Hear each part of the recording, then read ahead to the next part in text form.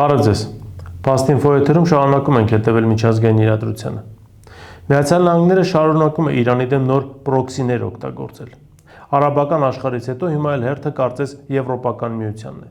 Պարզվում է Եվրոպական միությունը դիմում է տարբեր պետությունների ղեկավարներին Իրանի դեմ պատժամիջոցներին միանալու խնդրանքով կամ պահանջով։ Համենայն դեպս նախորդին Վրաստանի վարչապետն է հայտարարություն տարածել, որով հայտարարել է, որ Վրաստանը մերժում է միանալ Եվրոպական միության առաջարկին եւ պատժամիջոցներ մտցնել Իրանի դեմ։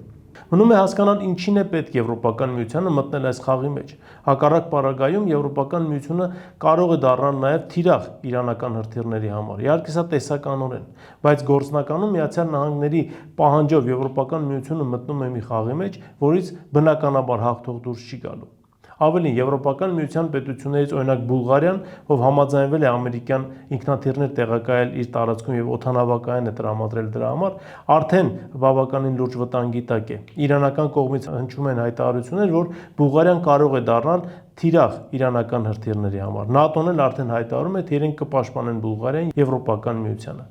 Բնական է, որ Եվրոպական միությունը տնտեսական առումով բավականին լուրջ վնասներ է կրելու Իրանի դեմ այս գործողությունների հետևանքով։ Ամեն դեպքում Եվրոպական միությունը կարող էր Իրանի հետ ավելի փափուկ քաղաքականություն վարել եւ ամեն ինչ անել, որպեսզի իրանական նավթ եւ գազ կարողանար ստանալ։ Իրանն էլ ըստ էության հնարավորություն ունենալով արտահանել իր վառելիքաէներգետիկ ռեսուրսները կարող էր գնալ Եվրոպական միության հետ հարաբերությունների որոշակի կարգավորման։ Ավելին, Եվրոպական միությունը կարող էր դառնալ նաև կամուրջ եւ վայր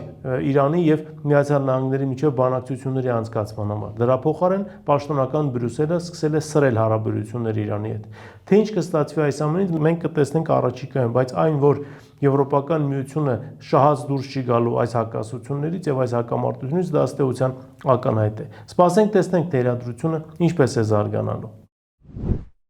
Երկրորդ թեման, որին ցանկանում եմ անդրադառնալ, ռուս-ուկրաինական պատերազմի հետ է կապված։ Ինչպես հայտնի, այս պատերազմը տարբեր ձևաչափեր է սկսում ստանալ։ Նախորդին մենք նշել էինք, որ սկսվել է այսպես կոչված պահեստների պատերազմ, երբ կողմերը հարվածներ են հասցնում պահեստներին, նպաստելով կամ հիմք դառնալով, որպեսզի բավականին լուրջ տնտեսական ճգնաժամ լինի եւ Ուկրաինայում եւ Ռուսաստանում։ Հիմա էլ անցել են անցակետերին։ Նախորդին ուկրաինական դրոնները հարվածել են Ռուսաստանից Բելարուս անցնող իրանական բեռնատարներին, որի հետևանքով մի քանի բեռնատար վնասվել է։ Ուկրաինան էլ ըստ էության միացել է Իրանի դեմ պատժամիջոցներին եւ նախորդին էլ մենք նշել էինք, որ Կասպից ծովում իրանական նավեր խոցվել ուկրաինական հարվածային անօթաչուների կողմից։ Դրան ի պատասխան ռուսական կողմը հարվածել է Ուկրաինայից Մոլդովա այդ սահմանակետում գտնվող ուկրաինական բեռնատարներին, պատճառելով զգալի վնաս։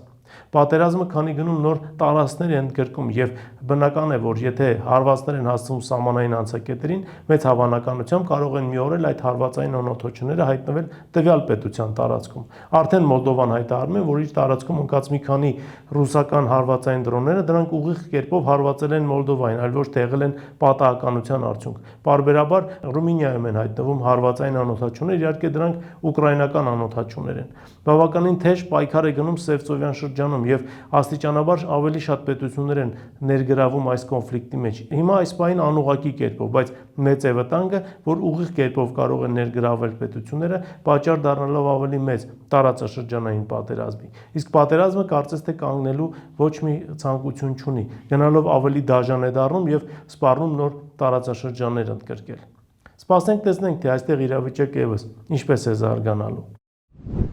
Եվ երրորդ թեման, որին ցանկանում եմ անդրադառնալ, ռուս-ճապոնական հարաբերությունների հետ է կապված։ Աստիճանաբար Ճապոնիան ակտիվացնում է իր համագործակցությունը ՆԱՏՕ-ի ռազմական կառույցների հետ։ Սրան զուգահեռ Ռուսաստանը զորավարժություններ է սկսել Կուրիլյան կղզիներում, որի ընթացքում կիրառվում է 300 կիլոմետր հեռահարություն ունեցող հրթիռներ։ Սա աննախադեպ երևույթ է այս տարածաշրջանի համար եւ բավականին լուրջ հետևանքների կարող է հանգեցնել ոչ միայն Ճապոնիայի, այլև ողջ հարավ-արևելյան Ասիայի համար։ Գաղտնիք չէ, որ հարավ-արևելյան Ասիայի ինտեգրացիոն այնպիսի կազմակերպություն, ինչպիսին ԱՍԵԱՆ-ն է, նրա անդամ երկրները զարգացել են բացարձակապես այն պատճառով, որ տարածաշրջանում եղել է կատարյալ խաղաղություն։ Իսկ հիմա սրելով հարաբերությունները Ռուսաստանի հետ, Ճապոնիան պատճառ է դառնալու Ռուսաստան, Հյուսիսային Կորեա եւ Չինաստան ավելի լուրջ դաշինքի։ Առանց այն էլ Ճապոնիայի հատուկ տնտեսական գոտին պարբերաբար հարվածների է ենթարկվում հյուսիսկորեական հրթիռների կողմից։ Եվ հիմա այս ամենին կարող են ավելանալ ռուսական հրթիռները, իսկ հեռավոր ապագայում, եթե իրավիճակը չկարգավորվեց, խաղի մեջ կարող է մտնել նաեւ Չինաստանը։ Այս թեմաներն էին, որոնց այսօր ես ցանկացա անդրադառնալ, դուք շարունակեք բաժանորդագրվել մեր YouTube ալիքին, ինչպես նաև շնորհակալ ենք այն նվիրատվությունների համար, որ արվում է ձեր կողմից մեր ալիքի աշխատանքն անխափան ապահովելու համար։ Այս թեմաներն էին այսօր, շնորհակալություն, կհանդիպենք հաջորդ անգամ։